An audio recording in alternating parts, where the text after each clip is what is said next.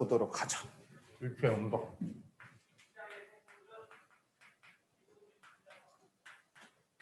흔히 말하는 이제 물리라고 하면 대부분 떠오르는 게 이거잖아. 물체가 움직이고, 그치? 우리 그거에 대한 해석을 하는 거란 말이지. 이제 거기에 대해서 이제 공부를 하는데 중학교 3학년 때도 조금 하고 고등학교 1학년 통합과학에서도 조금 하는데 이제 고등학교 2학년 때 굉장히 문제가 어렵죠. 어려운 내용도 많이 있고 해서 좀 힘들어하는 내용이긴 합니다. 근데 사실은 선생님 생각에는 그래. 여기가 킬러 문항이 많이 나오고 어려운 건 사실이지. 근데 선생님의 경험상 학생들 많이 겪어보면은 어려운 문제를 어려워하는 건 괜찮은데 어렵지 않은 문제도 어렵게 시작을 해서 어려운 문제는 손도 못 대는 경우가 되게 많아. 특히 시험에 좀 까다롭게 나오는 학교들도 있고 조금 덜한 학교도 있지만 기본적으로 고등학교 2학년 때부터는 지난 시간에 얘기했지만 킬러 문항이 나오는 단원, 출제 수능에서 킬러 문항이 주로 나오는 단원에서는 학교에서도 똑같이 그 킬러 문항들이 시험 문제에 깔려서 나옵니다. 그러면 소위 말해서 지금 오늘 새로운 친구는 이제 병점고인데 병점고 작년 시험 보면 진짜 어렵거든.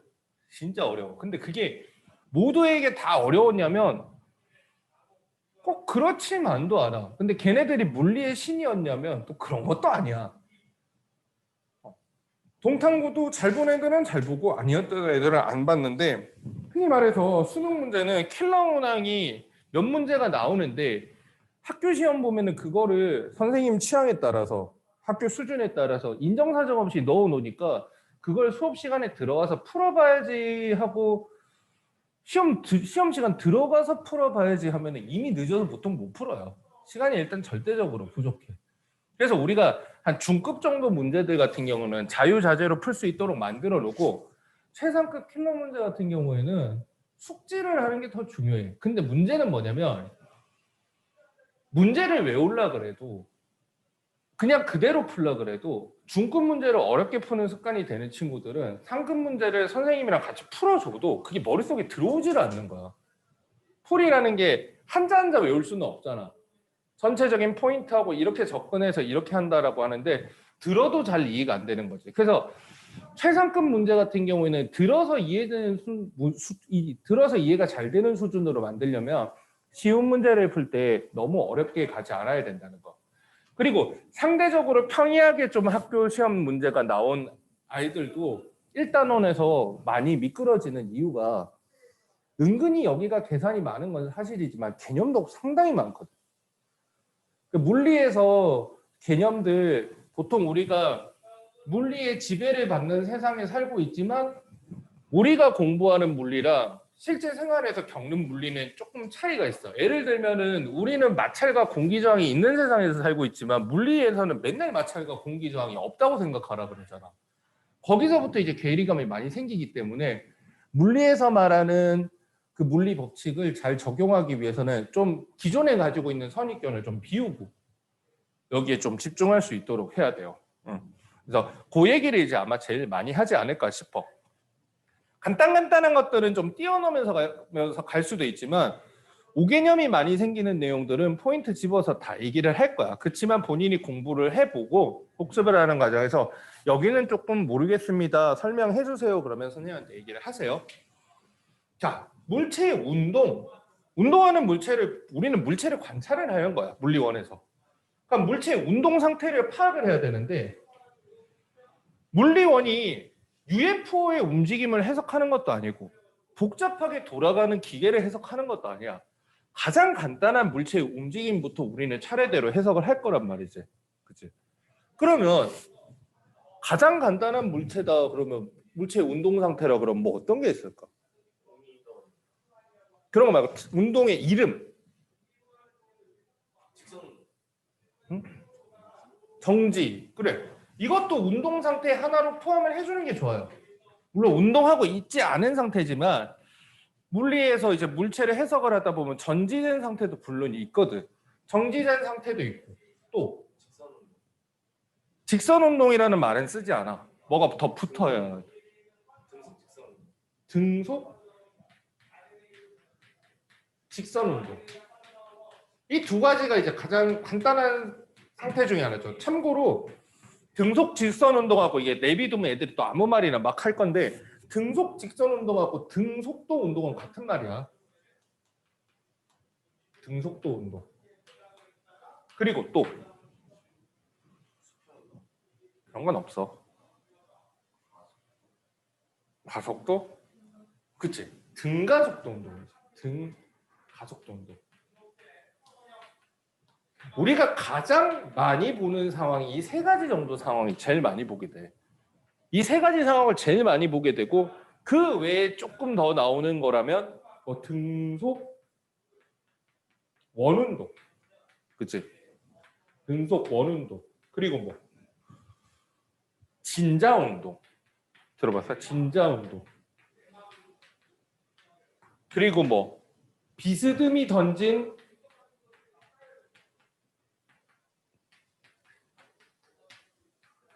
공의 운동, 물체 운동. 애들이 이거 포물선 운동이라고 얘기를 많이 하는데 뭐 정확한 명칭은 포물선 운동도 아니고 이게 이런 상황이죠. 요 정도 상황이 물리원에서 우리가 완벽하게 해석해야 되는 상황입니다. 결코 UF의 움직임을 다루지도 않고 있는 물체의 움직임을 다루는 거니까 요 안에서 해석을 하려고 노력을 많이 해야 돼. 근데 우리가 물체를 실제 보는 게 아니잖아. 실제 물체를 보면서 야 어떻게 되고 있니? 초물체 정지해 있는데요. 그럼 뭐가 어려워? 근데 문제 안에서는 어떻게 되냐면 뭐 그래프나 표나 말로 물체의 운동 상태를 설명을 하고 있기 때문에 그걸 여러분들이 어떻게 움직이고 있지? 그리고 구간들이 있단 말이야. 시간이 흘러가게 되면은 계속 정지해 있는 물체도 있지만 뭐 0초에서 뭐 3초까지는 등속 직선 운동하다가 뭐 3초에서 5초까지는 또 등가속도 운동하다가 뭐 5초에서 7초까지는 정지해 있다가 이게 구간별로 조금씩 운동 상태가 달라질 수 있단 말이야. 그런 걸 우리가 파악하려고 하는 노력이 되게 중요해. 중학생도 그렇고 고등학생도 그렇고 물리를 되게 단편적으로 공부를 하다 보니까 굉장히 어렵게 느껴지는데 결국 우리가 볼 거는 그냥 굴러가는 공 정도를 보는 거라고 생각을 하면 돼. 이 공이 멈췄다가 일정한 속력으로 굴러갔다가 그리고 속력이 빨라졌다가 느려졌다. 이 정도 보는 거죠. 그럼 물리 2에 가면 뭐 배우냐면 물리 2에 가면은 이제 2차원 평면에서의 운동을 배우게 되는 거야. 거의 이게 직선상의 운동이라면 물리 2에 가면은 이제 평면상에서 이렇게 대각선으로 움직이고 이렇게 휘어서 움직이고 하는 운동을 주로 다루게 되죠. 근데 물리 1에서는 요 상황, 일직선상에서 움직이는 운동들을 제일 많이 다루게 됩니다. 통합과학에서는 그걸 제일 많이 다뤘어. 자유낙하 운동이라고 하는 거지. 자유낙하 운동. 자유낙하 운동은 여기서 어디에 들어가는 거야? 등가속도 운동에 들어가는 거죠. 그리고 자유낙하 운동에서 조금 이제 비교하려고 비스듬히 이제 떨어뜨린 공, 앞으로 이제 떨어뜨린 공은 이렇게 떨어지면서 x 방향의 속도는 변하지 않고 연직 방향의 속도만 변한다. 뭐 그런 얘기들이 통합과 2단원. 근데 또 얘들도 이제 고등학교 들어와서 민철이 솜털 보송보송 고등학교 막 들어왔을 때가 엊그저께 같은데 이제 벌써 이제 2학년 됐다고 이제 1학기는 이제 기억도 말랑말랑하지, 그지? 그래도 물리 니네 최근에 좀 보지 않았냐? 니네 시험범위 막 오락가락 해가지고. 그렇지. 근데 앞에서부터 배운 학교들은 1학기 때 시험 본 거라 갖고 기억이 뭐 좀 감감할 거야. 근데 그런 거를 우리가 이제 총 정리해가지고 물리원에서는 한꺼번에 다 배운다고 생각을 하고 가자고. 자, 이거 자체를 일단 머릿속에서 더 없어지면 안 돼요. 일단 책에 나오는 것도 보기는 볼 거야. 자, 거기 보면은 단어들에 대해서 의미를 한번 공부를 해봅시다. 이동거리가 있고 변위가 있죠. 변위. 일단 있잖아. 이동거리랑 변위가 있으면 이 둘의 뜻의 차이도 중요한데 물리원 공부하다가 개념 문제에서 제일 많이 틀리는 게 변이였네요. 이동거리인 줄 알았어요. 이런 애들을 많이 봐. 이동거리였어. 변인 줄 알았네. 변이었어. 이동거리인 줄 알았네. 뭐 이런 거 있잖아. 이동거리랑 변이를 구분을 해야 돼. 그러니까 문제를 읽을 때 이동거리를 물어보는지 변이를 물어보는지 일단 그게 습관이 돼야 돼. 내가 이동거리랑 변이 뜻이 헷갈려가지고 선생님한테 물어보는 건 상관없는데 니들이 자꾸 거꾸로 보는 건 어떻게 내가 해줄 방법이 없어. 습관이거든. and 속력하고 속도도 마찬가지야. 근데 일단 이동거리랑 변이부터 한번 얘기를 해볼게. 이동거리는 말 그대로 진짜 움직인 거리입니다. 진짜 움직인 거리. 예를 들어 물체가 이렇게 10m를 가고 이렇게 10m를 가게 되면 이렇게 가서 이렇게 가게 되면 이 물체의 이동거리는 20m 이렇게 되는 거고, 이 물체가 이렇게 해가지고 30m를 간 다음에 다시 백 해가지고 20m를 더 걸어왔다면 이 물체의 이동거리는 50m. 이 물체가 약간 이렇게 휘어진 길을 따라서 이렇게 50m를 갔다면 이 물체의 이동거리는 그냥 50m. 말 그대로 그냥 걸어간 거리야. 가장 단순하죠. 이동거리를 헷갈릴 일은 없어. 근데 문제는 변이는 어떤 구간에서 처음과 나중에 위치 변화를 얘기를 하는 거야. 그래서 이 경우에는 이렇게 10m를 가고 이 10m를 갔을 때 처음과 나중에 변이를 구하라 그러냐면 결국 여기서 이렇게 간 거란 말이야. 변이는. 그렇지? 그럼 변이는 20이 아니고 직선거리로 최단거리로 계산을 하기 때문에 10 루트 2 미터가 되겠죠. 자, 그러면 이렇게 10m를 가서 이렇게 10m를 가면 어떻게 돼? 얘도 10 루트 2 미터가 되죠. 자, 질문. A, B. A와 B 두 물체는 변이가 같다. 맞아요?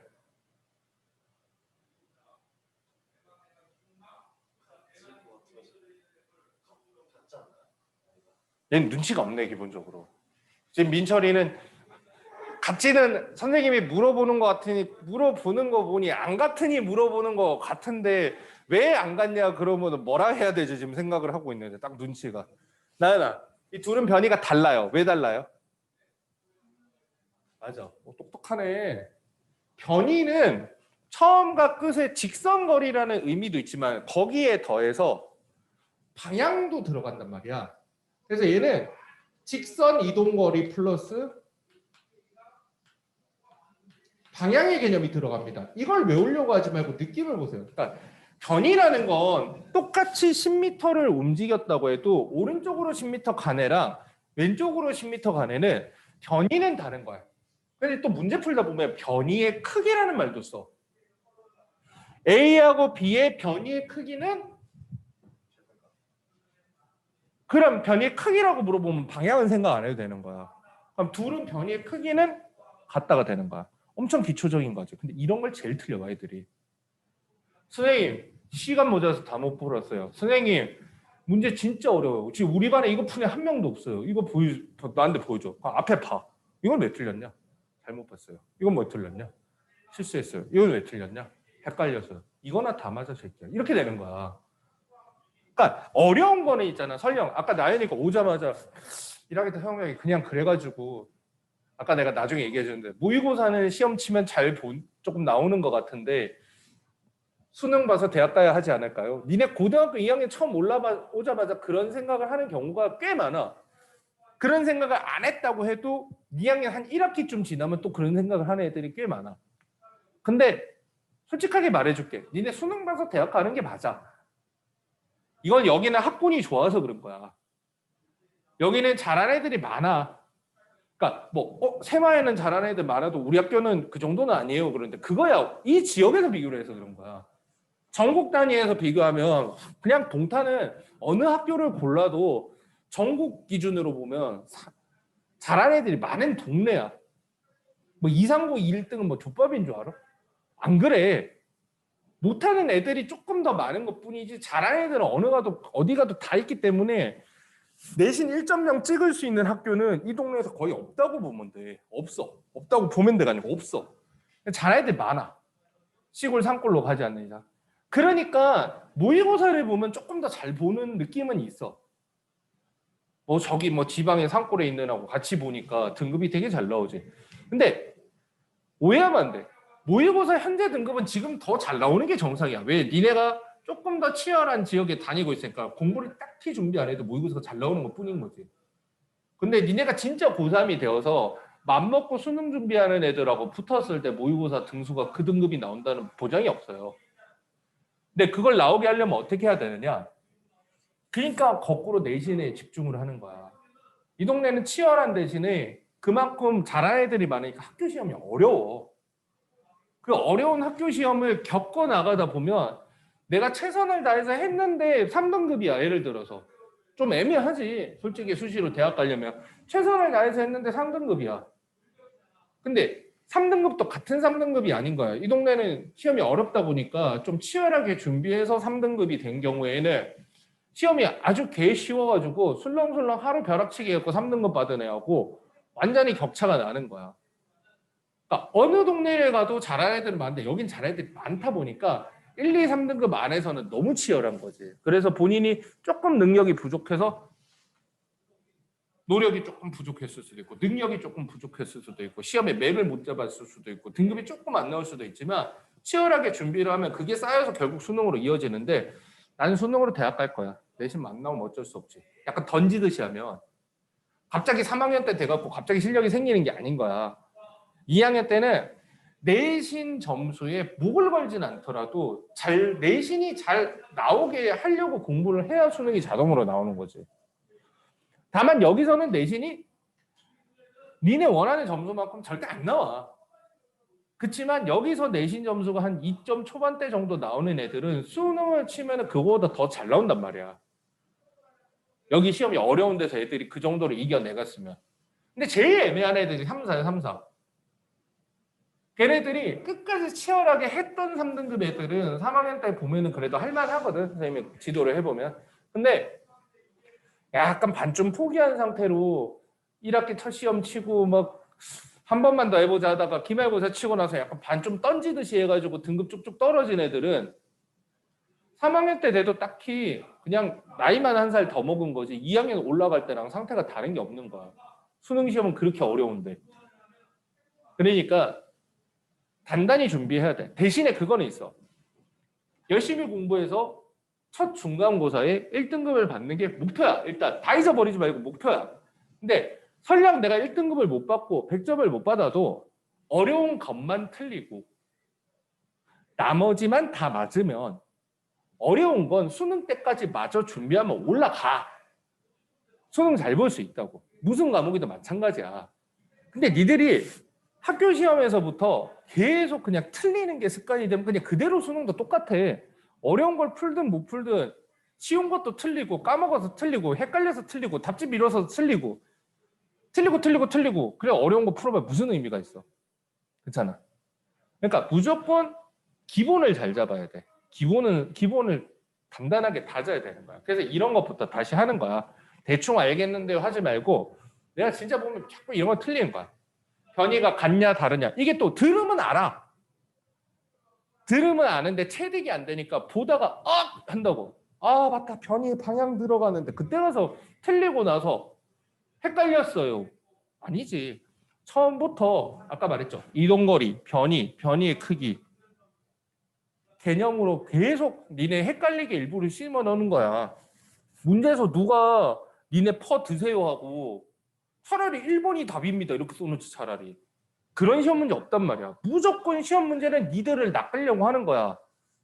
덫을 놓은 사냥꾼이 나쁜 거야. 뻔한 덫에 밟히는 동물이 나쁜 거야. 나쁜 사람은 없어 거기서. 그치? 사냥꾼은 자기 할 일을 한 거고 동물은 자기가 그냥 지나가다 재수없어서 밟은 거지. 그렇지만 동물 입장에서는 생존의 입장이니까 덫을 피해 다녀야 될 거고 사냥꾼의 입장에서는 어떻게 돼? 동물을 잡아야 되니까 뻔히 보이는데 설치하는 게 아니고 교묘하게 설치해갖고 걸리길 바라야 될 거 아니야. 그치? 그러니까 덫을 놓는 사람과 덫을 피하는 동물의 차이인 거야. 싸움인 거야. 그러니까 니네가 덫을 놓을 거다라는 마음가짐이 기본적으로 있어야 돼. 고등학교 때. 얘기했다. 그리고 이거 되게 중요해. 이렇게 곡선을 따라가게 되면 이게 똑같이 50m를 가게 되면 변이는 여기서부터 여기까지 이렇게 직선거리로 잡잖아. 그치? 하면 변이가 큰 거야? 이동거리가 큰 거야? 그치? 자 물어보자. 변이가 큰 거야, 이동거리가 큰 거였을 때 이동거리가 크다겠지. 변이가 이동거리보다 커질 수 있어, 없어? 없어요. 무조건 변이의 크기는 보다 이동거리의 크기가 무조건 커야 돼. 단 같을 수도 있어. 언제만 같아? 변이의 크기랑 이동거리가 완벽하게 같으려면 직선이어야 되고 방향을 바꾼 적이 없어야 돼. 직선이라도 가다가 방향을 바꾸면 이동거리가 변이보다 커지는 거야. 직선상으로 방향을 바꾸지만 않으면 돼. 됐죠? 그 다음에 속력과 속도의 개념이 있죠. 뭐 미묘한 차이는 있지만 결국에는 물체의 운동을 보고 있으니까 얘가 출발하고 어느 위치에 가 있는지도 중요하지만 얘가 얼마나 빨리 움직이는지 보고 싶어서 보는 개념이 속력과 속도잖아. 그치? 그래서 속력을 정의를 할 때 어떻게 정의해? 시간당 이동거리라고 정의를 하죠. 속도는 시간당 위치 변화, 변이라고 정의를 하죠. 속력은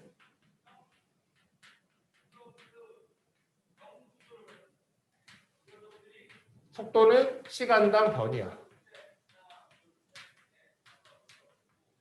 여기서 또 중요한 게 하나 있는 게 이동거리는 방향의 개념이 없어요. 오른쪽으로 10m 가나 왼쪽으로 10m 가나 이동거리는 방향의 개념이 없단 말이야. 물리에서 방향이 없는 물리량은 스칼라라고 하고 방향이 있는 물리량은 벡터량이라고 해. 들어본 적 있지?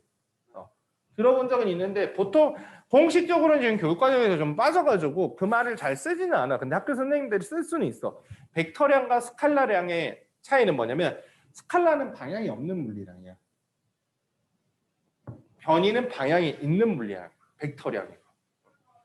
나중에 가면 이제 물리에서는 방향 있는 물리량을 많이 쓴다고.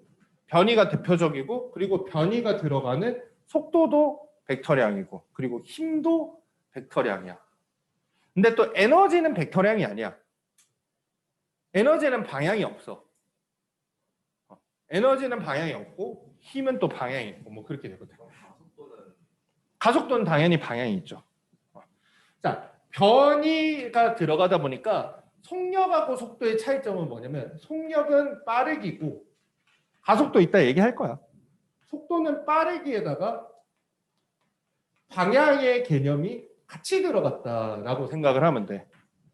똑같이 보통 우리가 속력의 단위를 뭘 쓰냐?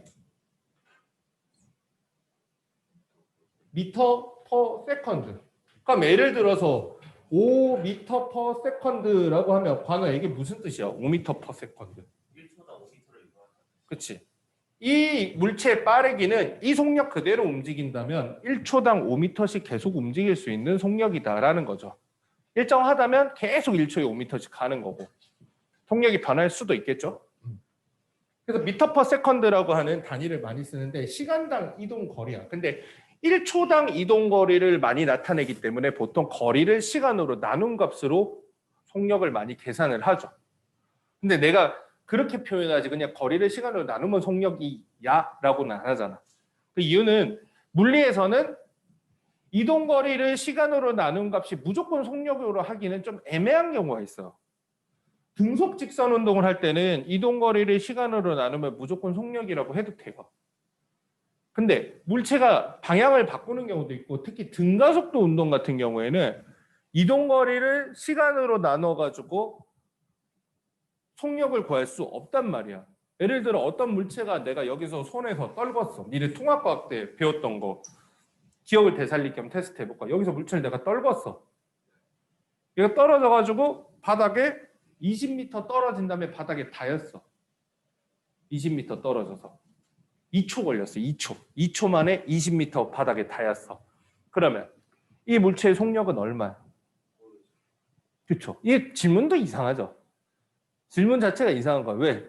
20m 이동했고 2초 걸렸으니까 흔히 말하는 거속시로 구하면 20m를 2초로 나눠서 10m/s라고 대답을 해야 돼?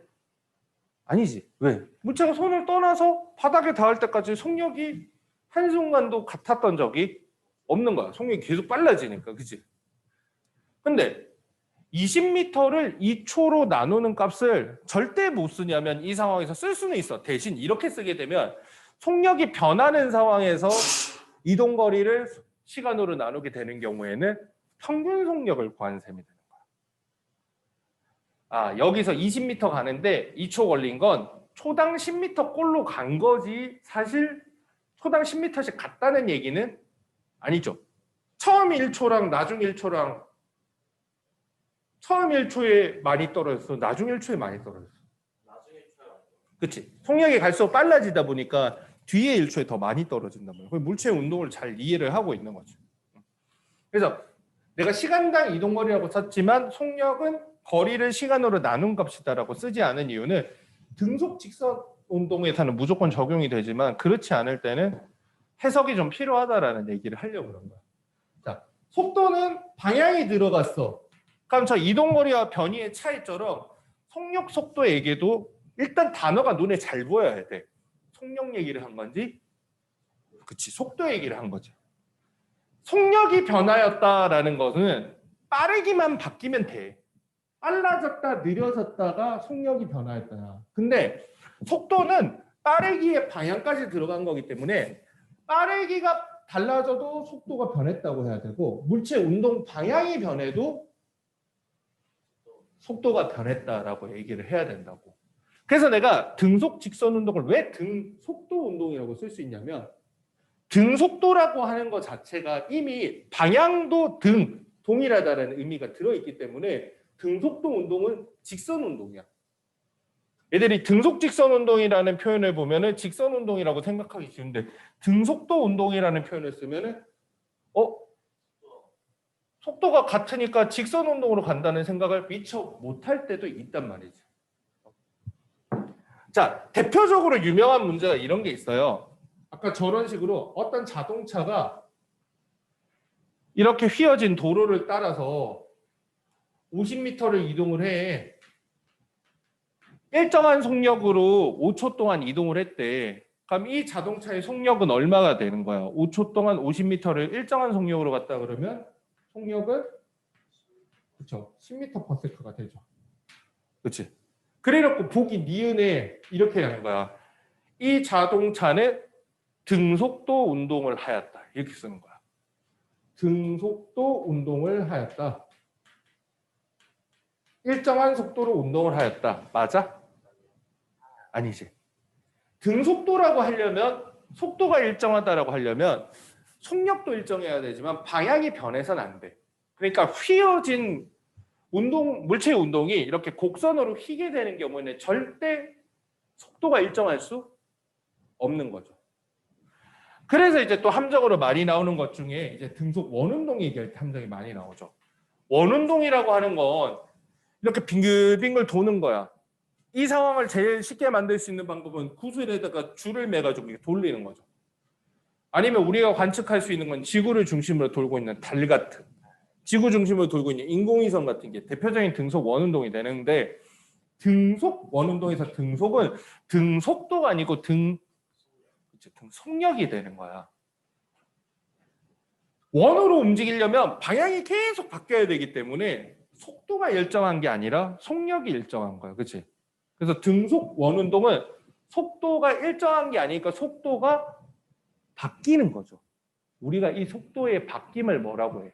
속도의 변화를 아까 네가 얘기하려고 했던 거. 속도의 변화는 그치 가속도가 되는 거야. 가속도. 여기서 이제 나오는 게 이제 가속도라는 개념이 나오겠죠. 가속도. 가속도가 우리말에는 가속이라고 되니까 속력이 빨라지는 느낌의 뉘앙스로 되게 많이 느껴지지만 가속도는 속도의 변화야. 속도의 변화. 즉 속도의 변화라는 건 무슨 말이야? 이게 그치 가속이 아니라 감속이 될 수도 있고 심지어는 속력이 일정해도 방향만 변하더라도 가속도는 0이 아닌 거야. 그렇죠? 방향만 바뀌어도 가속도는 0이 아니라고 해야 돼. 예를 들면 이렇게 되는 거야. 물체가 분명히 오른쪽으로 10m/s로 가고 있었어. 그지? 근데 내가 무궁화 꽃이 피었습니다 라고 해서 딱 봤는데 물체가 어느 순간 아래쪽으로 가고 있어. 10m/s로. 그러면은 얘는 물체의 속도가 변한 거야, 안 변한 거야? 변한 거예요. 방향만 바뀌어도 변한 거야. 그럼 이 경우에는 가속도의 크기와 방향을 정할 수 있어요.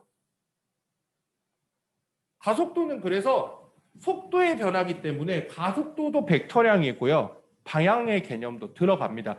참고로 이렇게 가다가 이렇게 속도가 변하는 경우에는 가속도를 물어보면 물리 2 문제야. 물리 1 문제가 아니야. 근데 이제 개념 삼아 그냥 니네들한테 이제 한번 보여준다고 생각하면 돼. 하면 속도를 어떻게 바뀌었냐라고 하면 속도 변화라는 건 결국 물체에 손을 대야지 바뀔 거 아니에요. 그치? 이 가고 있는데 니네가 어느 방향으로 물체를 치면 속도가 변할지 한번 생각해봐. 이렇게 가고 있는 물체가 이렇게 가려면 어떻게 해야 돼? 힘을 일단은 앞으로 가던 게 오른쪽으로 가던 게 아래로 가야 되니까 좀 아래쪽으로 치긴 쳐야 될 것 같아. 그치? 근데 그냥 이렇게 치면 어떻게 돼? 앞으로 가던 건 그냥 간단 말이야. 이렇게 하거든. 그래서 약간 요렇게 쳐줘요. 요렇게. 얘는 그래서 속도 변화가 이렇게 속도가 변한 거야. 근데 니네가 변화량이라고 생각하면 되게 어렵게 생각하는데 벡터를 안 배워서 그렇지 스칼라는 쉬워. 값이 A에서 B로 바뀌었다 그러면 니네 변화량 어떻게 구해요? 그렇죠. B 빼기 A 하는 거야.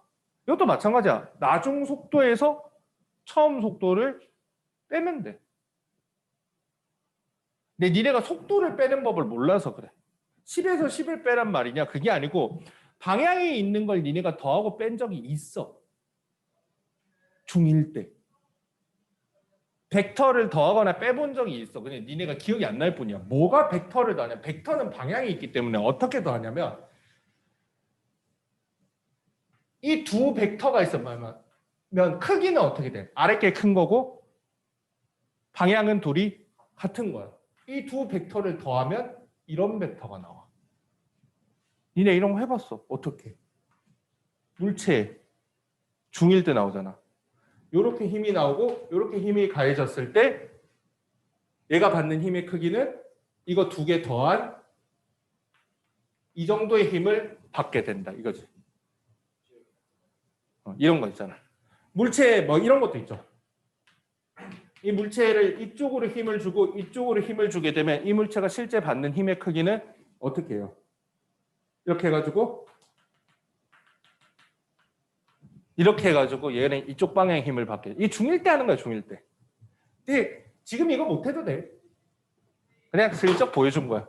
고3 가면 하게 돼.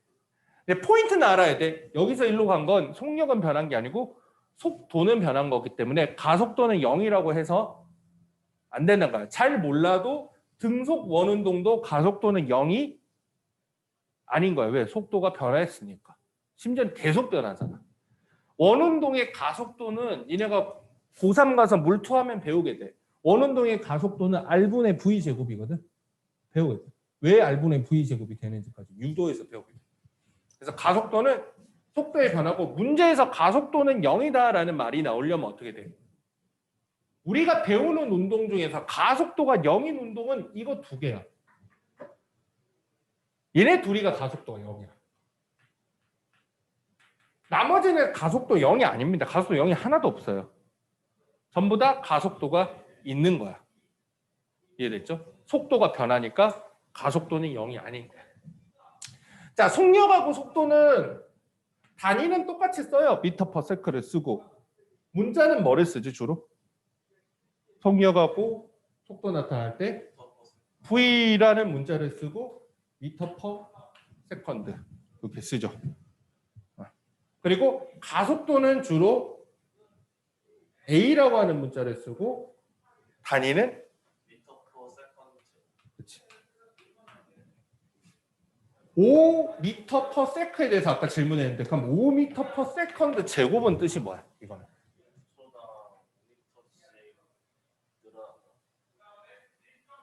아까 전에 내가 고1들 있잖아. 예비 고1들한테 물어봤는데 관우 너랑 똑같이 대답한 친구가 있었어.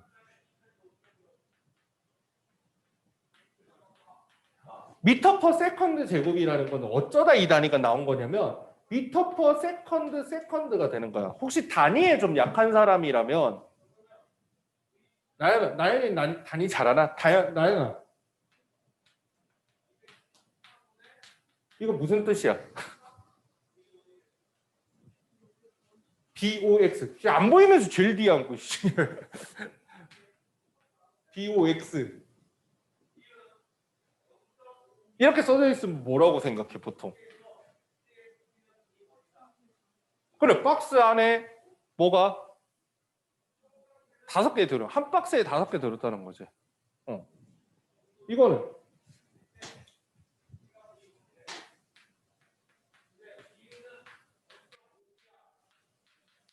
이건 뭐야? 그치? 한 개에 500원. 근데 뭐 이렇게 다 사거든 니네?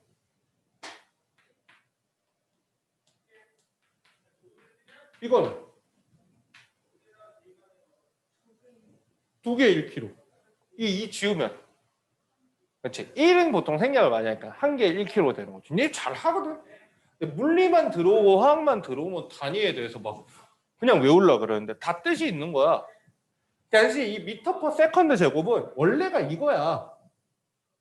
뭐야? 1초에 5미터 퍼 세컨드. 이 말은 뭐냐면 1초당 5미터 퍼 세컨드. 이게 뭐야? 속도, 속력이잖아. 5미터 퍼 세컨드씩 속도가 변한다거나 되는 거지. 만약에 이제 플러스면 증가가 되는 거고 마이너스면 속도가 줄어드는 거죠. 그러면 어떤 두 물체가 있어. 어떤 물체가 얘는 5m per second의 가속도가 있었고 B는 가속도가 10m per second 제곱이야. 둘 중에서 누가 빠른 거야? 그렇지, 정답. 이해했어? 얘는 지금 속도가 빨리 증가하고 있지만 현재 속도는 모르는 거야. 그치? 시작해서 처음부터 정지된 상태에서 똑같은 가속도였다면 당연히 B가 빠르겠죠. 근데 가속도가 지금 크다라는 건 지금 허겁지겁 빨라지고 있는 건지 꾸준하게 계속 속도가 빠르게 왔는지는 알 수가 없는 거야. 예를 들면 니네가 공부를 계속 등속 직선 운동으로 공부를 하다가 갑자기 시험 치기 직전에만 벼락치기로 폭발적인 가속도로 공부를 하잖아. 그거보다는 낮은 가속도로 꾸준하게 오래 가면 나중에 최종 속도도 빠르고 이동 거리도 훨씬 더 길 수 있는 거지. 그러니까 가속도가 크다는 게 속도가 빠르다는 의미가 아닙니다. 가속도가 크다는 건 지금 현재 속도 변화가 더 크다는 거죠. 얘가 지금 빠른지 느린지는 속도에 대한 정보가 하나 더 있어야 되는 거야. 그래서 물체 운동 상태를 볼 때는 얘도 보고 같이 보는 건데 머릿속에서 두 개가 섞여버리면 안 돼. 가속은 가속이야. 속도가 변하고 있을 때 지금 속도가 얼마씩 변하고 있는지. 그리하여 현재 속도가 얼마인지는 초기 속도가 얼마고 이 가속도를 얼마 정도 받았는지에 따라서 달라진단 말이죠. 이게 물리에서 이제 운동 다룰 때 이제 가장 기본적인 개념인 거죠. 자, 이 개념들이 이제 계속 쓰게 될 거야. 그리고 물리에서 이제 제일 난감한 것 중에 하나가 뭐냐면 그러면 이런 개념들은 대충 알았는데 물체를 어떻게 할 거냐라는 건데 문제나 이런 데 보면 그림이 그려져 있잖아요. 예를 들어서 이렇게 그림이 그려져 있어. 이렇게 자동차가 하나 그려져 있어. 우리가 여러 가지 운동 상태를 다룬다고 그랬지. 이 자동차는 지금 무슨 운동을 하고 있어요? 진짜? 난 정지해 있는 줄 알았는데. 모르지. 사실 어떻게 알아, 그지? 우리가 그냥 그림 한 장으로 이 자동차가 어떻게 하고 있는지 알 방법이 없어. 아니면 아예 노골적으로 뭐 다 써줘야 돼.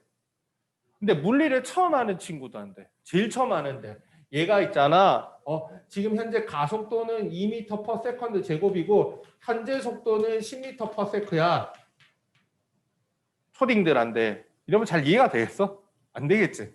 이거 물리학자들이 생각할 때는 물체의 움직임은 이렇게 표현하는 것보다 표나 그래프로 표현하는 게 훨씬 효율적이다라고 생각을 한 거야. 물체가 움직이는 걸 관찰했으면 0초일 때는 어느 위치, 1초일 때는 어느 위치, 2초일 때는 어느 위치.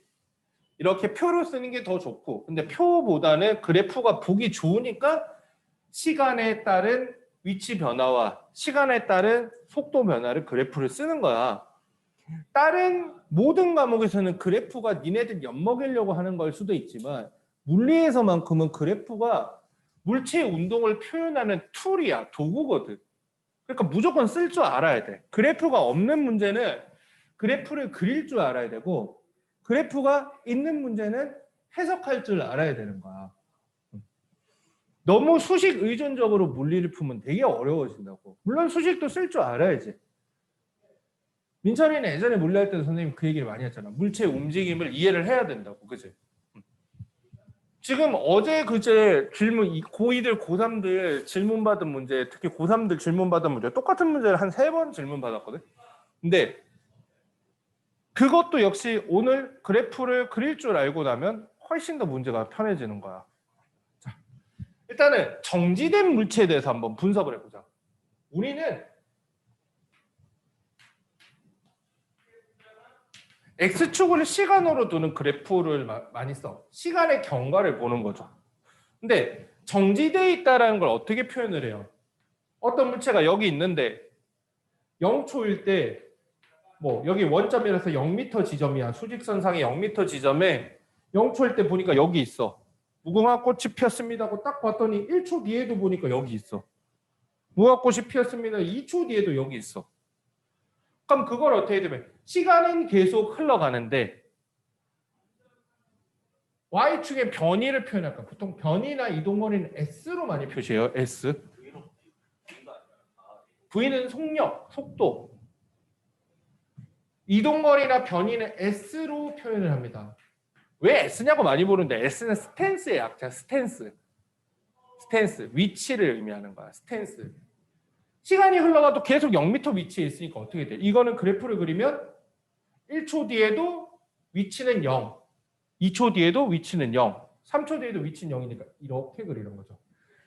이게 A라고 하는 물체에 계속 쳐다보고 있는데 계속 안 움직이고 있다는 거를 그래프로 표현을 하는 거야. 그치? 그럼 이거는 뭘까? 이게 이해가 됐다면 요거는 뭘까?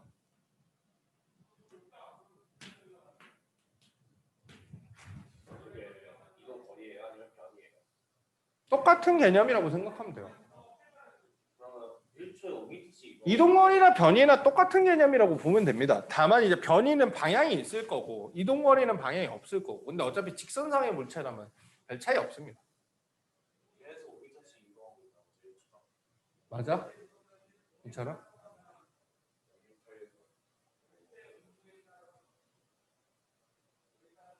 성룡이구나.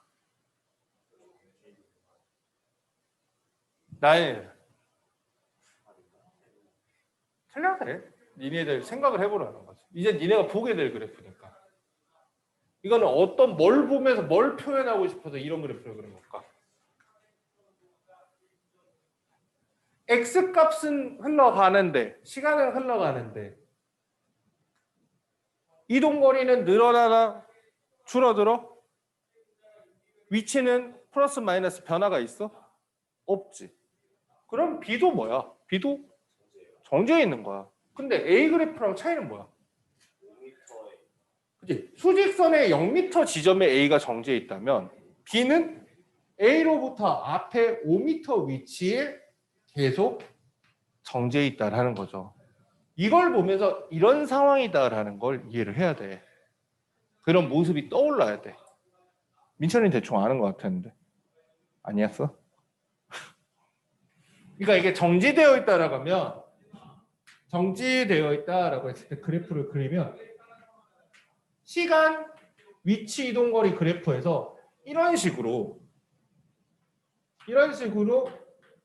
표현이 되어 있는 녀석들은 다 정지되어 있는 거야. 어느 위치에 따라서 뭐 이거는 뭐 원점에서 우리가 기준점을 잡으면 기준점이 계속 서 있는 거고 기준점보다 앞에 서 있는 애들인 거죠. 이런 것들은 다 정지되어 있는 거죠. 근데 저걸 그래프를 보고 그냥 외우려고 하지 말고 같이 공감을 할 수 있게. 공감이 잘 안 된다면 혼자 생각해보고 선생님한테 좀 따지고 싸우고 물어뜯고 하라고. 이게 안 되고 그냥 그렇다니까 그렇다 이러면 금방 흔들려버려. 그래프를 우리가 너무 많이 다룰 거니까. 자, 등속 직선 운동은 어떻게 볼까? 물체가 이렇지는 않을 거냐. 등속 직선 운동이라면 이런 거지. 또 A를 가지고 표현을 할 건데 A라고 하는 물체가 시작했을 때는 여기 있었는데 무궁화 꽃이 피었습니다 했더니 1초 뒤에는 3m 만큼 앞에가 있었어. 무궁화 꽃이 피었습니다 했더니 2초 뒤에는 또 6m가 있었어. 사실 있잖아. 물체의 움직임을 보여주는 데는 이게 원래 정식 명칭은 다중 섬광 사진이거든. 원래 이거를 만드는 방법이 그림으로 그리는 게 아니면 물체를 사진을 찍을 때 어둡게 해놓고 플래시를 팍팍팍팍 떠뜨리면서 찍으면은 이런 그림이 나와. 그래서 원래 정식 명칭은 다중 섬광 사진인데 이제 이런 그림으로 그리면 사실은 움직임이 더 잘 보이죠. 잔상이. 그치? 근데 그거야 니들이 안 그리고 내가 그리니까 잘 보이지. 나도 그리기 귀찮아 죽겠다고. 표현하는 사람 입장에서는 이렇게 표현하는 것보다는 그래프로 그리는 게 훨씬 더 편하단 말이야. 니네도 나중에는 그래프를 그리는 게 훨씬 더 편하단 말이야. 그러니까 그래프를 쓰는 사람이 편하고 읽는 사람도 편하게 읽을 수 있어야 되는데 니네는 보는 거는 그림이 아직은 더 편하단 말이죠. 그럼 이거는 어떻게 하면 돼? 기울기가 3이에요. 그렇게 하는 게 아니고 이렇게 해야지. 0초일 때는 0에 있었어. 무궁화 꽃이 피었습니다 하고 딱 봤더니 1초 뒤에는 3m 지점이 있었어. 여기 있었던 거야. 그치? 나인 잔다. 졸린다. 좀 쉬어갈 테니까 좀만 침내. 2초 뒤에는 또 1초 뒤에는 6m. 또 1초 뒤에는 9m 지점에 가 있는 거야. 실제로는 본 장면은 여기밖에 못 봤지만 물체가 계속 쭉 부드럽게 운동했다고 치면 이렇게 되는 거지. 이렇게 되는 거야. 그러니까 우리가 시간에 따라서 위치를 기록했을 때 이런 누워있는 그래프가 아니고 이렇게 기울어져 있는 그래프 거기다가 이렇게 직선으로 나오는 경우는 어떻게 돼요? 등속 직선 운동을 하는 거죠. 시간에 대해서 위치를 그렸을 때 이렇게 이렇게 가는 경우에는 등속 직선 운동을 하는 거야. 그러고 나서 이제 이거를 그러면 속력으로 표현하면은 1초당 3m씩 이동하니까 어떻게 돼요? 속력을 표현하면 3m/s야. 근데 아까 속력이 뭐예요? 속력이 시간당 이동거리지. 근데 이 그래프에서 기울기는 니네 수학 시간에 1차 함수 기울기를 어떻게 구한다고 정의가 뭐라고 배웠어요? 기울기는? 그치? x 증가량분의 y 증가량. 사실 그것도 정확한 의미는 x당 y야. 예를 들어 y는 3x라는 그래프가 있으면 기울기가 3인데 기울기 3이 뜻이 뭐예요? x가 1만큼 변하면은 그치?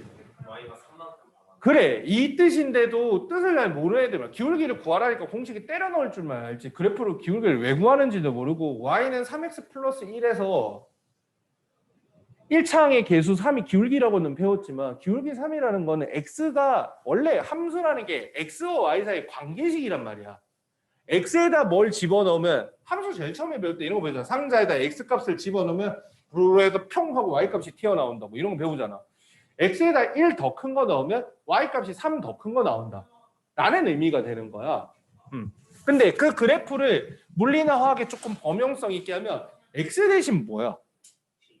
시간이잖아, 그치? y 대신 뭐야? 위치잖아, 그치? 그러니까 x 증가량분의 y 증가량이 아니고 이 경우에는 x 대신 어떻게 돼? 시간 변화량분의 위치 변화량이 되는 거지. 즉 시간당 위치 변화, 시간당 이동거리가 돼. 우린 시간당 이동거리가 뭐라고 배웠어? 속력이라고 배웠잖아. 그래서 이 그래프에서는 기울기가 속력이 되는 거야. 아니면 이거를 이렇게 공부를 하면 이제 가장 원론적인 내용이 되는 건데 제일 무식한 거는 TS 그래프에서 기울기는 속력입니다. 이렇게 외운 거. 근데 이거는 이제 뜻으로 보여주는 거고. 근데 좀 더 간단하게 보면 우리가 그래프를 하나만 볼 게 아니고 수십 가지 그래프를 앞으로 계속 그 과학 공부를 하게 되면 보게 될 거거든. 상관없어. 항상 기울기는 있잖아. 물리나 화학에서 나오는 기울기는 그래프가 나오면 기울기가 의미하는 거는 뭐냐면 Y축에 있는 단위, 이 Y축에 있는 단위가 뭐지? 미터잖아. X축에 있는 단위가 뭐야? 초잖아. 그치? 미터 퍼 세크에 해당하는 물리량이 무조건 기울기야. 우리는 미터 퍼 세크가 속력의 단위란 거 알죠? 무조건 이렇게 되는 거야. 예를 들면 생전 처음 보는 그래프를 내가 그려주면 여기는 X축은 A, 단위는 제곱미터, Y축은 F, 뉴턴이야. 뭐 니네는 뭐 이거 배울 일은 없어. 근데 뭔진 모르지만 이 기울기는 이 그래프에서 기울기는 어떻게 돼? X의 단위분의 Y 단위. 뭔진 모르지만 뉴턴 퍼 제곱미터에 해당하는 물리량이 기울기인 거예요. 그치? 이건 니네가 배운 적이 없으니까. 참고로 이 단위는 압력의 단위입니다. 그래서 이건 기울기가 압력으로 나오게 돼요. 그러니까 알고 있으면 단위만 알고 있으면 아 이게 뭐구나 이거 알 수 있게 돼. 단위를 알고 있으면 편하죠. 외운다기보다는 계속 공부를 하다 보면 익숙해지는 게 좋죠. 몇 분이냐? 한 50분 정도 되니까 잠깐만 끊어갑시다. 이 물체가 해석을 해보면 어떻게 돼? 10m/s의 속력으로 계속 유지하면서 여기까지 본다면 5초 동안 이동한 거죠. 10m/s로 계속 5초 동안 가게 되면은 이동거리가 얼마죠? 50이죠.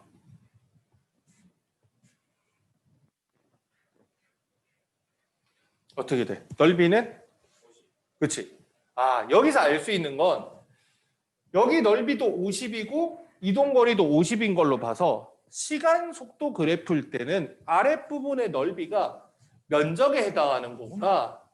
아랫부분의 넓이가 이동거리에 해당하는구나 라는 거를 깨달은 거야. 누가? 뉴턴이. 근데 단위가 이동거리 50m잖아. 딱 보니까 어떻게 돼? 이게 그래프를 그려서 물리학적으로 봤을 때 이 아랫부분의 기울기는 어떻게 돼? 기울기는 단위가 이 문제에서 이 그래프에서 기울기는 미터 퍼 세크 제곱이 나와요. 미터 퍼 세크를 세크로 나누면 미터 퍼 세크 제곱이 나와. 그래서 기울기는 뭐가 나와? 가속도가 나오죠. 이 경우에는 가속도가 얼마야? 당황하지 말고 가속도 얼마야? 0. 등속측 운동이니까 가속도 0인 거지. 속도 안 변한 거야. 근데 보니까 넓이는 이동거리가 나온단 말이지. 단위는 미터고요. X축에 있는 값 단위랑 Y축에 해당하는 단위랑 둘을 곱해서 나오는 값이 아래쪽의 면적에 해당하는구나라는 걸 알게 된 거죠. 그래서 이게 등속 직선 운동이 아니고 등 가속도 운동이어도 설령 속도가 변하는 경우에도 아랫부분의 넓이를 구할 수 있으면 이동거리를 구할 수 있겠다라고 생각합니다. 실제로 속도가 이렇게 변해도 이렇게 막 이렇게 간다 그래도 아랫부분의 넓이만 구할 수 있으면 이동거리를 구할 수 있겠구나라고 생각을 한 거야. 그래서 그 아랫부분의 넓이를 구하는 방법을 고민을 하는 거죠, 뉴턴이. 그래서 만든 게 적분인 거야. 그래서 뉴턴이 미적분 만들었던 거예요. 그리고 뉴턴이 만들었다고 안 들어봤어? 그리고 이 기울기가 속력이니까 그래프에서 기울기를 해석할 일이 많구나. 근데 이제 휘어진 그래프는 순간순간 기울기가 변하니까 그 순간 기울기를 구할 수 있는 방법을 연구하다가 개발한 게 미분. 미분적분 조금이라도 배운 사람은 그러니까 빨리 가서 뉴턴을 죽이면 미분적분 물리원이 다 없어지는 거야. 시간에 들려서. 자, 이걸 알기 때문에 뭐 이런 꼬불꼬불은 너무 무리더라도 이렇게 되는 그래프도 어떻게 돼?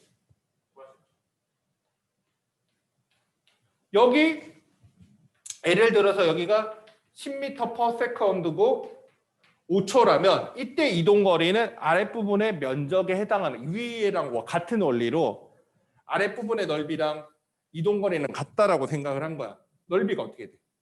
20, 5, 10, 25m거든.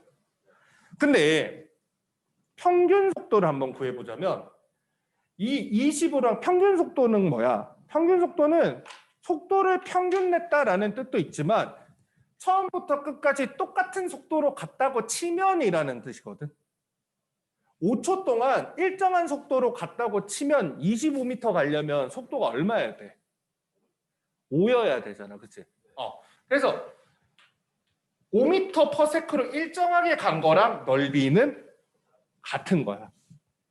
근데 만약에 이제 등가속도 운동이라는 건 꼭 속도가 일정한 게 아니고 초기 속도랑 나중 속도가 다른 게 등가속도 운동이잖아. 근데 봐봐. 요 삼각형의 넓이는 25지. 요 사각형의 넓이도 25지. 감차. 요 사다리꼴의 넓이는 얼마일까? 그렇지. 이것도 25지. 왜? 기하학적으로 보면 요거 잘라갖고 엿다가 붙이면 넓이 똑같잖아. 자, 요 사다리꼴의 넓이는 얼마야? 그렇지. 이미 답은 나왔어. 아까 질문에 대한. 등가속도 운동을 하게 되는 경우에는 처음 속도, 나중 속도 상관없이 처음 속도하고 나중 속도의 딱 가운데 값이 뭐가 돼? 구간 내 평균 속도가 되거든. 딱 가운데가 평균 속도가 된다고. 그러니까 이게 구간 내 여기 구간하고 여기 0에서 1초 사이에서 평균 속도야. 근데 이게 등가속도 운동이니까 이렇게 갈 수도 있고 이렇게 갈 수도 있고 요렇게 갈 수도 있고 요렇게 갈 수도 있는 거야. 근데 등가속도 운동이니까 여기랑 여기랑 여기랑 여긴 다 지나가야 되잖아. 그래서 그냥 가운데를 쭉 연결을 하는 거야. 그러면 이제 선입견과 다르게 처음 속도가 0이라는 생각을 많이 하지만 0이 아닐 수도 있다는 거죠. 이 0이 아니. 저 그래프 저 직선에 1을 넣었을 때 y 값이 0.75가 나와가지고 1초일 때 0.75%로 이동한다는 거예요. 이렇게 되는 거죠.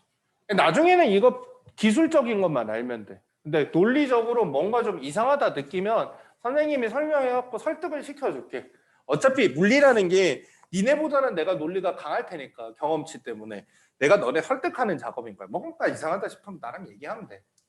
니네들 생각을 내 생각에 맞출 생각이 없어. 니네가 나름의 생각을 들어보고 그 부분에서 잘못된 부분만 수정을 해주거나 잘 이해를 못하고 있는 부분만 설명을 해줄 거니까 개념이 중요하다고 생각하고 계속 보면 됩니다. 그러면 결국에는 뭐까지 한 거냐면 15페이지, 16페이지까지도 사실은 다 한 거야. 다 한 거야. 다만 이제 15페이지, 16페이지에서 자, 등가속도 운동 조금 마무리 짓자면 시간 위치 그래프는 다 해석이 안 돼서 뭘로 해석해야 된다? 시간 속도 그래프로 해석을 해야 되고 이런 식으로 이렇게 되게 되면 기울기를 통해서 뭐를 구할 수 있냐면 가속도를 구할 수 있고 이걸 통해서 어떻게 돼? 면적을 통해서 이동거리나 변이를 구할 수 있죠. 그렇죠. 근데 보통 식 의존적으로 문제를 푸는 친구들은 15페이지, 16페이지에 나오는 공식을 일단 외우려고 해. 나도 외워. 나도 외우기는 외워. 외우기는 외우는데 그 공식을 외우냐 안 외우냐가 중요한 게 아니고 그 공식을 어떻게 해서 그 공식이 나왔는지가 물리에서는 더 중요해. 거기 보면 특히 등가속도 그래프 등속 직선 운동은 공식이 하나밖에 안 나와. V는 T분의 S 이거 하나밖에 안 나와. 이게 항상 적용될 수 있는 이유는 아까도 말했지만 속도가 변하지 않기 때문에 총 이동거리를 총 걸린 시간으로 나누면 그냥 속력이 나오죠. 속력이 변한 적이 없기 때문에.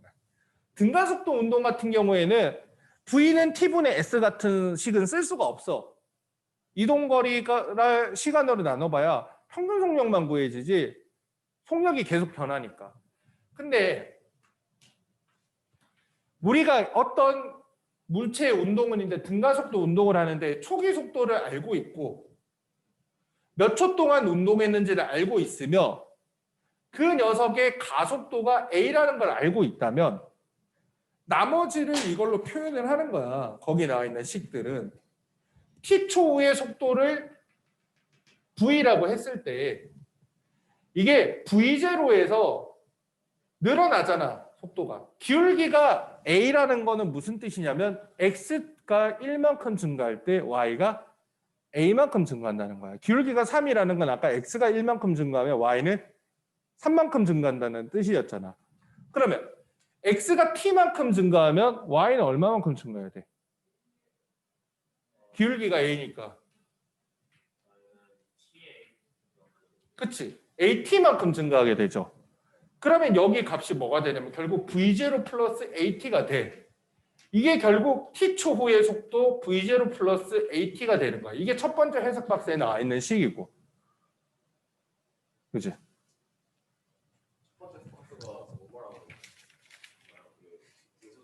V는 V0 플러스 그 등가속도 운동에서 거기 15페이지 하단에 있는 첫 번째 식이 이건 거고 두 번째 식은 변이를 구하라. 근데 아까 말했지만 넓이로 변이 이동거리를 구할 수 있다 그랬잖아. 그 넓이 구해보면 요 사각형의 넓이가 얼마야? 높이 V0, 가로 T, V0 T죠. 요 삼각형의 넓이가 T, AT니까 T 곱하기 AT 곱하기 2분의 1 AT 제곱이지. 그러니까 V0 T 플러스 2분의 1 AT 제곱 이렇게 나오는 거야. 나중에 이제 수학을 좀 미적분까지 배우게 되면 이거를 T에 관해서 적분해도 이 식이 나와. 그리고 이제 마지막으로 나오는 식은 굉장히 유용하기는 한데 외워는 부대 쓰임새가 더 중요해요. 이 식은 갑자기 어디서 뿅 하고 등장했냐면 이 두 식에서 T를 소거하면 됩니다. 이 식의 포인트는 T가 없다는 거예요. T가 없다는 거. 이 식을 넘겨서 T는 A분의 V-V0로 한 다음에 여기다가 대입을 하면 이 식이 나옵니다. 좀 계산 과정이 귀찮을 뿐이지. 근데 하다 보면 중간쯤에서 정리가 우두둑 되기는 해. 한 번 정도는 해볼 만한 가치가 있지만 요 식을 외워두는 것도 중요하지만 이 식의 모양새가 더 중요해. T가 없다는 거야. 근데 이런 건 언제 쓰면 좋냐면 만약에 문제가 이러면 되게 좋아. 예를 들어 어떤 등가속도 운동을 하는 물체다. 처음 속도는 10m/s고 나중 속도는 30m/s다. 근데 내가 보고 있는 동안 10에서 나중에 30m 같이 가는 동안 이동거리가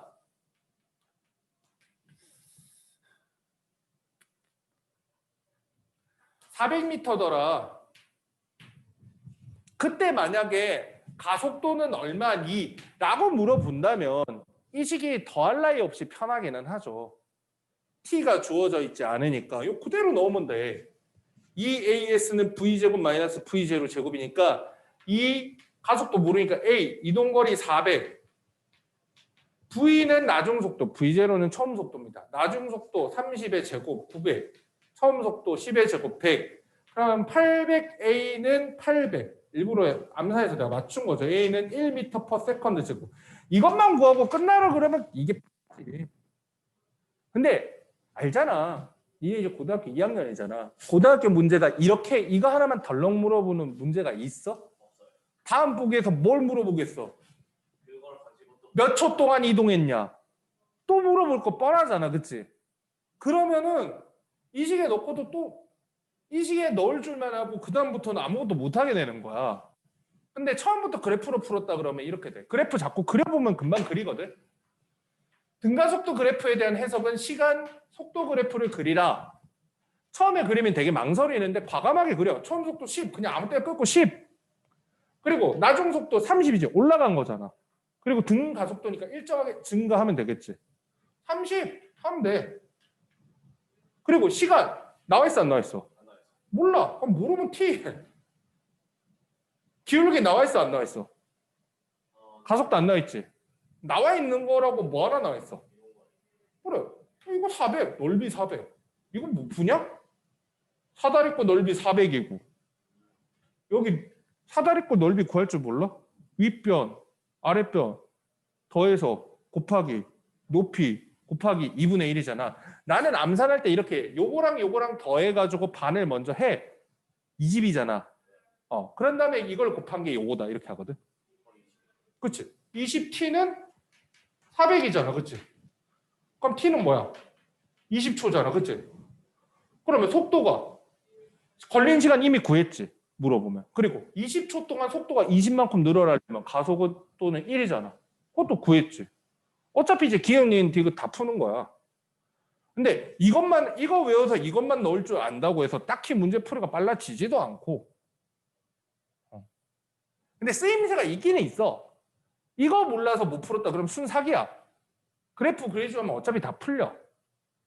근데 이게 쓰임새가 언제 좋냐면 t는 없고 문자는 잔뜩이고 수식으로 해가지고 매개변수로 풀어야 될 때가 있어요. 그런 경우가 있기는 있지만 처음에 니네가 기본기를 쌓을 때는 그래프를 많이 써보는 게 제일 좋아. 공식에 때려 넣는 방식보다는 물체의 움직임을 이해하면서 그래프에다 넣어보는 게 제일 좋다는 거지. 거기까지 하면 16페이지까지고 한 5분 정도 초과하긴 했고 하악은 하기는 해야 되는데 16페이지 하단이랑 17페이지 조금 남겨놓기 그러니까 빨리 얘기할게. 등속 원운동은 아까 얘기한 것만 조심하면 돼. 등속 원운동은 일정한 속력으로 움직이는 거지 일정한 속도로 움직이는 게 아니야. 방향이 계속 변하는 거니까 가속도가 제로가 아니라는 거. and 거기 보면 포물선 운동이 있고 막 진자 운동이 있는데 포물선 운동은 아까 말했지만 뭐 비스듬히 던져 올린 공이거나 통합과학에서 많이 보던 거 앞으로 던져서 떨어지는 거 그거죠. 니네 통합과학에서 배웠던 거 그 노란 공 그 그림은 통합과학에서 한 번 정도씩 다루었던 상황인데 민철아 수평 방향으로 던진 물체 운동할 때 수평 방향, 수직 방향 따로 해석했던 거 기억나? 수평 방향은 무슨 운동을 한대? 그치? 등속 직선 운동을 하고 수직 방향은? 그래. 자유낙하 운동인 등가속도 운동을 하지. 그리고 비스듬히 던져 올린 것도 똑같아. 손을 떠나고 나면 어떻게 돼? 아래쪽 방향의 중력 가속도만 받기 때문에 수평 방향은 그치 등속 직선 운동을 하는 거고 수직 방향은 등가속도 운동을 하는 거죠. 그렇게 해석하면 돼. 다만 이제 진자 운동을 말을 안 해주고 넘어갔더니 진자 운동에서 조금 헤매더라고. 진자 운동은요. 이 물체에 일정한 힘이 가해지는 운동이 아닙니다. 그 아래쪽에 있는 포물선 운동하고 위에 있는 진자 운동하고 비슷비슷해 보인다고 생각을 하는데 포물선 운동에는 일정한 힘이 가해지고 있고요. 중력이죠, 중력. 얘는 어떻게 돼요? 수평 방향으로는 힘이 0이고 연직 방향으로는 중력만 작용하는 상황이죠. 일정한 힘이 작용하고 있습니다. 근데 진자 운동은 일정한 힘이 작용하는 게 아니에요. 그래서 일정한 힘이 작용하고 있냐라고 물어보면 굉장히 고민을 많이 하다가 틀리더라고. 그냥 알아두라고. 니네가 즉석으로 해석하기가 좀 쉽지 않은 예니까. 진자 운동은 이렇게 돼 있잖아. 이렇게 돼 있잖아. 이게 중력을 일정하게 받는 건 맞아. 근데 중력만 받는 게 아니란 말이야. 또 있어 얘는. 구심력이 아니고 실이 당기는 힘이 있죠. 구심력은 원운동할 때만 쓰는 말입니다. 실이 당기는 힘이 있죠. 어설프긴 했지만 맞긴 맞았어. 구심력이 아닐 뿐인 거죠. 실이 당기는 힘이 있기 때문에 이 물체에는 일정한 힘이 작용하는 게 아니야. 왜냐하면 이 물체에 받는 힘은 실이 당기는 힘하고 중력하고 합력으로 작용하게 되거든. 그래서 이렇게 될 때는 힘이 이렇게 작용하고 이렇게 될 때는 힘이 이렇게 되고 이렇게 될 때는 힘이 상쇄되고 이렇게 될 때는 힘이 이렇게 되고 이렇게 될 때는 힘이 이렇게 되고 크기와 방향이 계속 변해요. 그래서 이거는 일정한 힘이 아니고 크기와 방향이 계속 변해요. 그 말은 힘의 크기와 방향이 계속 변한다라는 건 가속도도 계속 변합니다. 일정한 가속도가 아니라 계속 가속도가 변하는 거야. 그래서 거기 속력과 운동 방향이 계속 변한다. 이 정도 보기에는 아무도 안 틀리는데 일정한 힘이 가해진다라고 하면은 그렇게 생각하는 애들 꽤 많더라고. 이거 일정한 힘이 가해지는 것도 아니고 일정한 힘이 가해지는 게 아니다 보니까 가속도도 일정하지가 않아요. 등가속도가 아니에요. 그건 알아두세요. 여기까지 하면 물리고 25페이지까지 문제를 풀어오기는 하는데 어차피 힘까지 해야지 역학이 좀 완성이 되는 느낌이다 보니까 좀 안 풀리거나 어려운 거는 무조건 물어보면 되니까 걱정하지 말고, 그리고 또 잘 안 풀리는 거 있으면 한동안은 내가 계속 잔소리할 것 같은데 잘 안 풀리면 답지 봐도 되고 잘 안 풀리면 오래 생각하지 마. 니네가 너무 오래 생각하는 습관들이 있는데 문제를 답지 보지 말고 스스로 풀어라고 하는 잔소리를 어느 순간 들은 거를 너무 오래 지켜서 그런데 그거는 중딩 때까지 먹히는 소리야. 고등학교 때는 그렇게 문제 푸는 거 아니에요. 고등학교 때는, 중학교 때는 하도 애들이 생각도 안 해보고 답지를 펴보는 애들이 많아가지고 그렇게 얘기를 하는 거고, 고등학교 왔으면 문제들이 수준이 깊어졌기 때문에 너네가 어떻게 여러 사람들이, 경험치 높은 사람들이 복잡하게 만들어 놓은 문제를 니네 1개 고2 이제 올라간 애들이 잠깐 생각한다고 해서 그게 풀이가 다 나오면 그게 더 이상한 거야. 그러니까 좀 생각해보고 모르겠으면 답지를 봐도 되고, 답지를 봐도 뭔가 좀 납득이 안 되면 선생님한테 물어보면 돼. 한 문제 붙잡고 되게 오래 있는 거는 굉장히 효율만 떨어뜨리고, 나는 더 걱정하는 게 효율 떨어지면서 자기가 자기 위안하는 것도 걱정을 하는 거고, 왜냐면 실제로 앉아있기는 3문제 풀었지만 2시간 앉아 있었던 거야. 그럼 나기는 공부 되게 많이 한 줄 알아. 3문제 푸는 거지. 그게 뭘 공부 많이 한 거야. 차라리 그 2시간 동안 답지를 읽었으면 20문제 풀이를 넘게 보지. 그렇게 자기 위안을 가지면 안 되고, 두 번째는 뭐냐면 너무 오래 생각하면 니네가 좀 어느 정도 수준이 올라가면 괜찮은데 약간 수준이 안 될 때 너무 오래 생각하면 자기 생각이 너무 강해지더라고. 잘못된 방식의 자기 생각. 자기 나름대로 한참 생각해서 결론 내려보니까 그게 맞다고 생각을 하는 거야. 그러니까 옆에서 얘기를 해줘도 잘 안 변하는 거지. 그래서 오히려 백지 갖고 선입견 없을 때는 모르겠으면 답지를 보거나 모르겠으면 선생님한테 물어보면 돼. 관우는 지난번에 전화번호 가르쳐 줬는데 나연이도 마찬가지로 선생님이 전화번호 가르쳐 줄 테니까 차라리 답답하면 선생님한테 연락하는 게 나아. 그리고 이제 방학이니까 학원에 와서 그냥 물어보는 게 나아. 무슨 얘기인지 알겠지? 고등학교 특히 2학년 올라가가지고 그 중학교 때 식으로 공부하던 공부 습관을 못 버리면 그냥 궁뎅이만 납작해지는 거야. 무슨 얘기인지 알겠지? 그러니까 처음 배울 때 한 번 그 잘못 틀어주면 그게 잘 안 잡혀서 선생님이 잔소리 한 거니까 기분 나쁘게 생각하지 말고, 화학 할 거니까 한 5분 정도 있다가 합시다.